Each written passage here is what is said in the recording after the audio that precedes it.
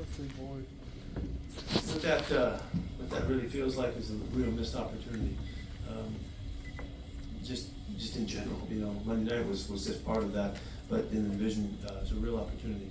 And we didn't play well enough on the offensive side with the turnovers that add up. That'll be what you talk about and all, but we didn't play well enough. And they covered us up pretty good. I'm anxious to see the film. I'm surprised that they did such a nice job on defense, on pass defense against us. We came out of it okay as far as getting banged up. I'm happy about that. Really like what's going on in the defense. Couple second halves here, just terrific D, and we're going to need that to play together.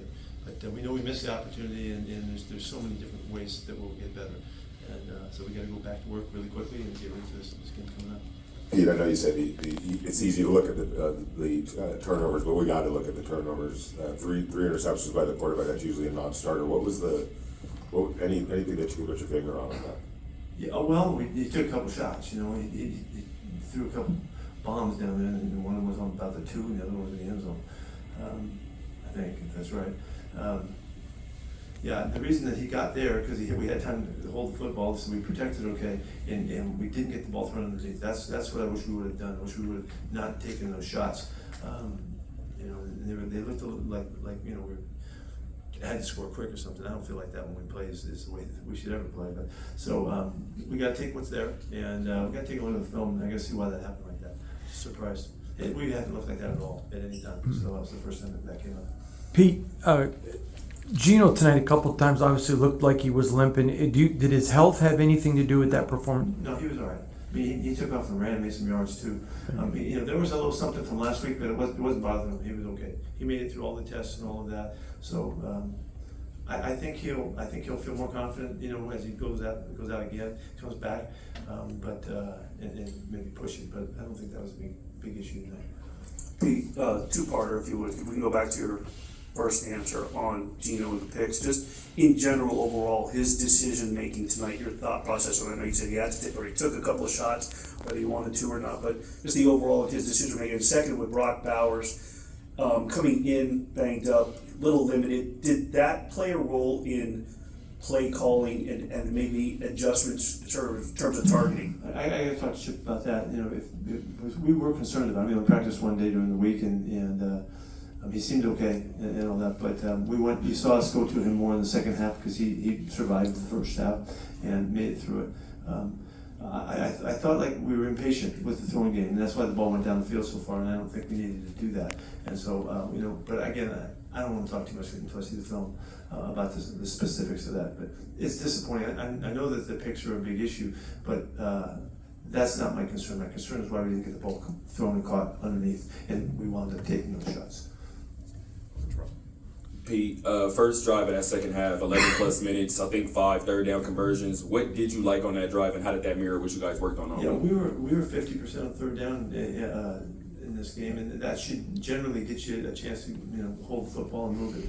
Well, I thought we converted well, and that's what happened. Did you say there was 5 third downs on that drive? Yeah. Well, that's what happened on that drive. And there were 3rd and 5s, and I think we might hit a third and longer than 11 or 12 one time. Jacoby did a great job making his plays and his catches. So we're capable of throwing the ball like that, and we're capable of being showing that kind of consistency. We have to stay patient, and I think it felt like it felt like we were impatient at times in this game. Pete, less than right over here, Pete. I'm sorry. Less than 20 carries tonight for Ashton Jeanty. Any reason why I haven't been able to heavily feature him?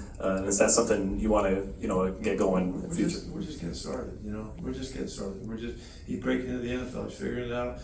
When he had 11 or something carries tonight, was that what he had? 11. 11, yeah. He'll get more. That'll come. But we're going to have to run the football better than we did, more effectively. We got to get more yards. We get 50 or 60 yards or something rushing. That's not enough. We got to get more than that. So I like to see that just as well as you would. And but as far as pushing the issue with him, trying to get him 25 carries or something like that, we're breaking him in, and so that'll come. Right here. Yeah. Pete, your first home game here, the fans were loud, and just like to get your impressions of Allegiant Stadium as I the. thought the crowd was excellent. I thought that was a fantastic crowd, and they were a factor, and you could feel them. They rose to the big occasions when we needed them to. We needed to give them more to cheer about, and get ahead in this game so we can feel what that would be like. But I thought it was a really good showing, and it felt like a real home game with an advantage. So I was really pleased. But I didn't know what to expect, so I was really pleased with that. Maybe, you mentioned it a couple times earlier in these earlier comments when Gino was, when he turned the ball over, he was throwing the ball on, 3rd and 6, 3rd and 15 after either a neutral or a negative play right ahead of it. How do you build more balance on 1st and 2nd down? Yeah, we didn't feel like there was consistency, and that's part of the question about the running game being kind of in the middle of all of that. But what happened tonight, Gino's a 70% guy, and I don't know, he wasn't that tonight. And the more so because of the attempts that we made, I thought it took away from that. And we just got to take what's given to us. I'm not sure that that's the case until I see the film, but I bet that's what it is. Coach, great work on the on the defensive side today as well. What are your thoughts on that? Sorry, right here in the center. Okay.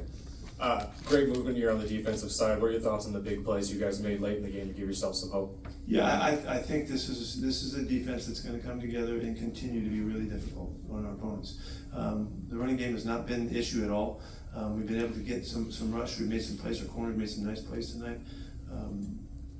You got to give credit to Justin Herbert. He's a really good player, and he made good decisions and good choices. And when he had his open guy, he made the big play. That was just a crushing play because it was an easy play for us to defend, and we just got caught up a little bit and misread the big corner route that the guy ran. But other than that, I thought the whole night was good defense. I thought they rose to the occasions. I think it was 4 for 13 or 14 on 3rd down. Big time there. The running game wasn't there. We had a couple sacks.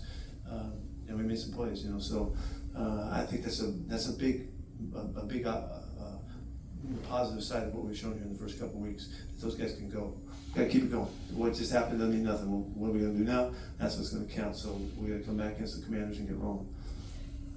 Pete, right here. Yeah, Gino is someone has the utmost confidence in his arm.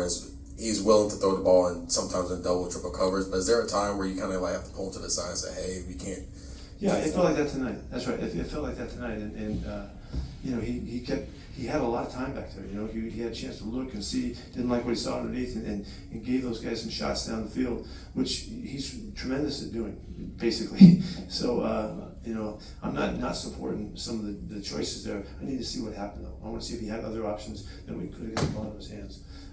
So he'll play. He's been a 70% guy for the last 4 or 5 years. He'll be right back at it, just like he was last week.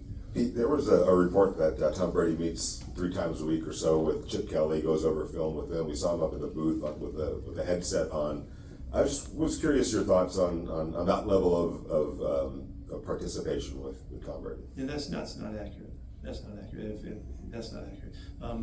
We have conversations. I talk to Tom. Chip talks to Tom regularly. I mean, we have a tremendous asset, and so and we all get along well. And we respect each other, and so we just talk, about life and football and whatever it comes. And he has great insight. So we're lucky to have him as an owner. You guys all set? Thanks, Coach.